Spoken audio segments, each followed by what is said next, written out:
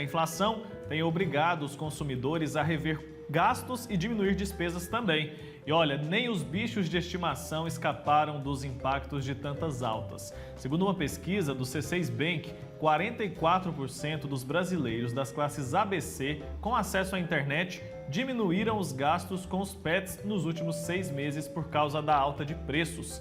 Eu estou recebendo hoje aqui no nosso programa o economista Danilo Orcida para falar mais sobre esse assunto. Danilo, bom dia. Wilker, bom dia a todos e a todas que nos assistem.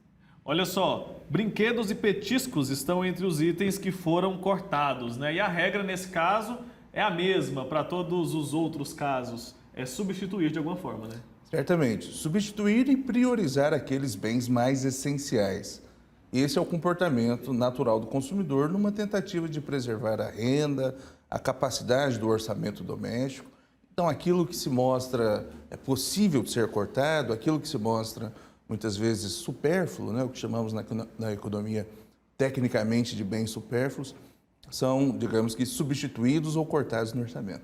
Pois é, olha, a gente leva às vezes até na brincadeira, mas 26%, isso segundo essa mesma pesquisa, 26% das pessoas ouvidas nesse levantamento pararam de gastar dinheiro com passeadores e treinadores. A gente às vezes acha que é algo fútil, né, mas acaba impactando numa cadeia.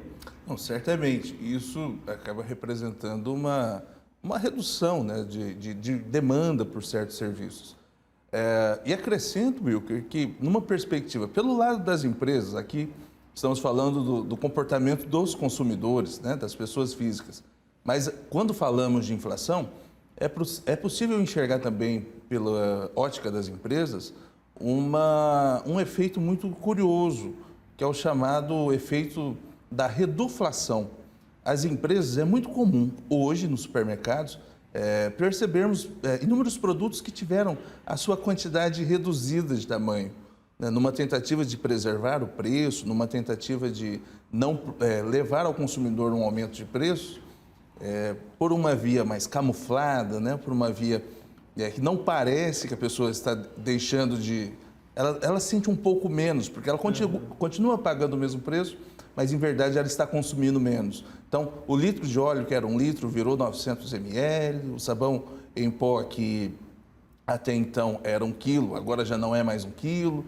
A cartela de ovos, que habitualmente falávamos em dúzia de ovos, passou a ser 10 ovos, né? Então, temos aí uma redução de quantidades também, que é efeito da chamada inflação. São mudanças sutis que muitas vezes na hora ali no supermercado, na correria, a gente não percebe, mas que se a gente for fazer um cálculo no fim do mês, vai fazer uma diferença, né, Danilo? Certamente. Representa um menor consumo por uma via mais sutil, né? Utilizando aqui a sua palavra, representa aumento de preço. A pessoa não sente que está pagando mais por um produto, mas muitas vezes ela não se atenta que ela está consumindo menos, né? Ela está comprando uma menor quantidade e por uma via transversa, isso é sim aumento de preços, né? Por uma via um pouco mais camuflada, mais efeito do que chamamos de inflação. Tecnicamente, essa redução de tamanho de produtos, né, como uma tentativa de manutenção de preços, nós chamamos de reduflação. Bacana. Olha, vou te servir um café, você já me disse que gosta de tomar um café, agora pela manhã, mais do que justo que a gente tome esse cafezinho enquanto conversa. E esse tema, ele é muito interessante porque ele ajuda a gente a entender como a nossa vida é impactada pela economia, em coisas simples, né? Como, por exemplo, a questão dos cuidados com os pets. O Comitê de Política Monetária do Banco Central se reúne hoje, então, para definir a nova taxa Selic. Qual é a expectativa? Olha, nós estamos diante de um cenário de sucessivos aumentos dessa taxa Selic. A taxa Selic até então, olhando um cenário de 2 anos atrás, nós tínhamos uma taxa Selic que estava já na casa de 4%. Hoje já ultrapassa a casa dos 2 dígitos. Mas o porquê do aumento dessa taxa de juros, que é a taxa básica de juros do mercado? Eu vejo que a política de governo tem por intenção atrair investimentos. Pois perceba, na medida em que se tem aumento de taxa, você remunera os investimentos de uma forma mais interessante, o que atrai investimentos para o país. Agora, numa lógica inversa, observando os efeitos desse aumento de taxa de juros no mercado interno, eu vejo que isso, de certo modo, tem um efeito perverso. Porque o aumento da taxa Selic significa maior rendimento para investidores, atração de investimentos, sim, mas de igual forma, para o mercado interno significa o aumento do custo do crédito. Então, o cidadão que precisa de um crédito para financiar um veículo, para financiar uma casa própria, o empresário que precisa do crédito para circular a sua produção, né, para comprar insumos, muitas vezes para poder desenvolver ali a sua atividade negocial, o crédito fica um pouquinho mais caro. Então, são, digamos que, os ônus e os bônus, né, possíveis dentro dessa política monetária. Como se fosse um remédio que tem efeitos colaterais, né? Certamente. Agora, a gente falou sobre inflação e falou também sobre essa taxa. Talvez tenha feito um pouco de confusão em quem está nos assistindo. Para a gente explicar para quem está em casa de forma bem prática, bem simples, é como se a elevação dessa taxa fosse uma tentativa de reduzir a inflação, que é o aumento generalizado de preços, não é isso? Sim. Esse instrumento da política fiscal, da política monetária, são formas que o governo encontra, enquanto políticas econômicas, de forçar a inflação, a redução da inflação. No Brasil, nós temos uma inflação que está em disparada, consequência de todo o desarranjo econômico, da crise sanitária que há pouco tempo nós vivenciamos. E a disparada de preços, né, de certo modo, também tem um pouco a ver com a questão da demanda. E na medida em que se aumenta a taxa de juros, você consegue frear um pouco essa demanda e conter a inflação. Então, o aumento da taxa de juros, a política monetária de aumento de taxa de juros é uma forma de política econômica que se usa para tentar conter o cenário inflacionário. E essa tendência de inflação, o que também eleva ali, né, a taxa de juros de outros países, isso é uma tendência mesmo de várias partes do mundo, não é só no Brasil que tem acontecido isso. Tanto a inflação quanto essa tentativa de frear essa inflação a partir da alta na taxa de juros. Sim, se nós observarmos o cenário internacional, no mercado, nos Estados Unidos, recentemente tivemos aumento de taxa de juros. É um instrumento de política econômica que se utiliza, é uma das políticas econômicas que os governos dispõem para tentar ali ajustar a economia. Tecnicamente, nós dizemos que as políticas econômicas se classificam em três: chamada monetária, a fiscal, que envolve a calibragem da tributação, e a política cambial. Basicamente, são essas três políticas econômicas que o governo lança mão para ajustar ali a economia. E aí, eu acredito que aqui, nesse momento, nós temos uma política fiscal que está sendo adotada de redução de tributos, vimos isso nos combustíveis, uma tentativa de redução da carga tributária dos combustíveis para pressionar o preço, reduzir o preço, né, da disparada do preço dos combustíveis. Nós tivemos agora recentemente, anunciado na semana passada, a redução do chamado IPI, que é o Imposto sobre Produtos Industrializados, que em especial para o ramo dos alimentos, para esse setor importante para a economia, é um setor essencial. Então eu vejo que essa redução de carga tributária é também um instrumento de política fiscal.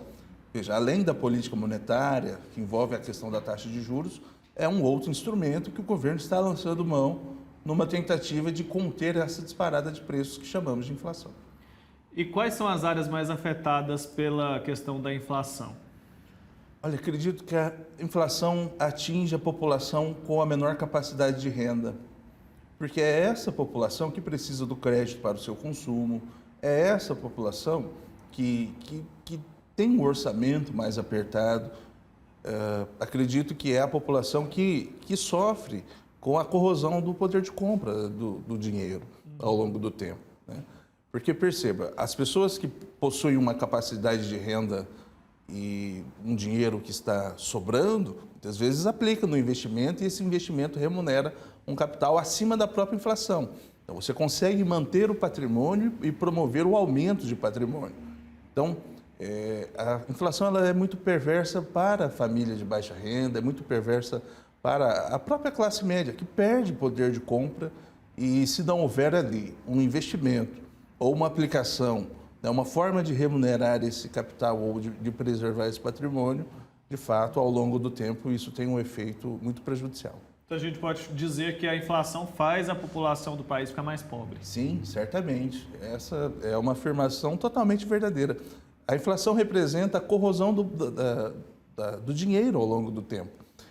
E perceba, numa tentativa de fazer a recomposição desse capital, anualmente, no mês de janeiro, nós temos o anúncio do reajuste do salário mínimo. Veja, o salário mínimo anualmente ele é reajustado, tendo como parâmetro exatamente a inflação do ano anterior. Mas nem sempre aquela inflação calculada nos indicadores oficiais revela a verdadeira inflação sentida pelo cidadão. Os indicadores calculam uma média geral, mas note que para um cidadão médio que tem ali como principal despesa moradia ou como principal despesa os combustíveis, que é uma despesa que tem um impacto significativo. Veja, a inflação no último ano fechou em 10%. Basta observar os reajustes dos combustíveis foram superiores a isso nos últimos meses. Então, nem sempre os reajustes de preços são proporcionais aos indicadores de inflação utilizados para o reajuste salarial. Tá certo, porque aquelas pessoas às vezes não consomem todos aqueles produtos que são calculados para fazer a média da inflação. Exato. Veja, normalmente se utiliza o IBGE ou utiliza-se o IPCA, quem calcula é a Fundação Getúlio Vargas, é uma instituição privada. Veja, esse indicador é calculado mês a mês, pegando ali uma cesta de consumo básica, uma cesta de consumo de produtos de vestuário, alimentação, transportes, itens de consumo de um cidadão médio. E se verifica mês a mês a variação de preços e extrai-se uma média. Então, essa média é que se utiliza como o chamado indicador de inflação para reajuste de contratos, Então, o salário mínimo está ligado ao preço da cesta básica ali. O reajuste ele está associado ao indicador de inflação que monitora a variação de preços, né, de vários itens na economia. O IPCA, por exemplo, vai pegar o custo do transporte, o custo da alimentação, o vestuário, extrai-se ali uma média dessa variação de preços e chega-se a esse indicador. Tivemos no ano passado um reajuste do salário mínimo de 10,4%, 10%, proporcional ao que se teve calculado aí enquanto média inflacionária. Tá certo. Você falou agora há pouco que a questão dos combustíveis pesa muito na inflação.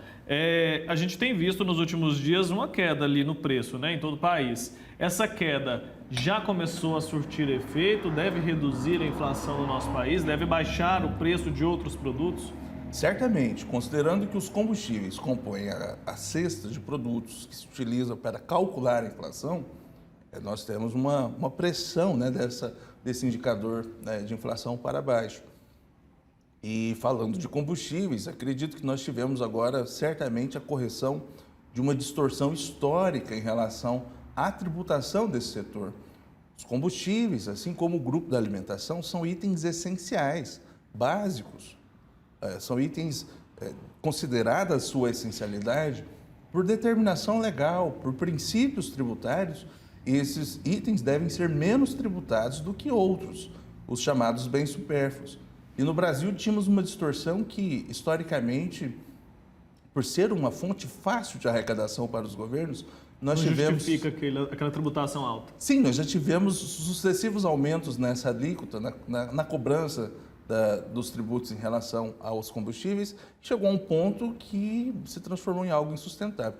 Em síntese, nós chegamos ao ponto de tributarmos mais a gasolina, que pagava 30% até então de ICMS a título de tributação, do que o cigarro, que pagava 27% de tributos. Então, nessa lógica que estávamos praticando, o cigarro era mais essencial para a economia do que a gasolina, né? Partindo do pressuposto de que, de fato, tínhamos aí uma tributação numa equação não muito justa. E foi corrigindo essa distorção que tivemos recentemente a redução da alíquota para 17%, que é a alíquota que incide para a maioria dos itens da economia, a alíquota base, e aí acredito que agora com esta redução abre-se margem para a redução de preços dos combustíveis.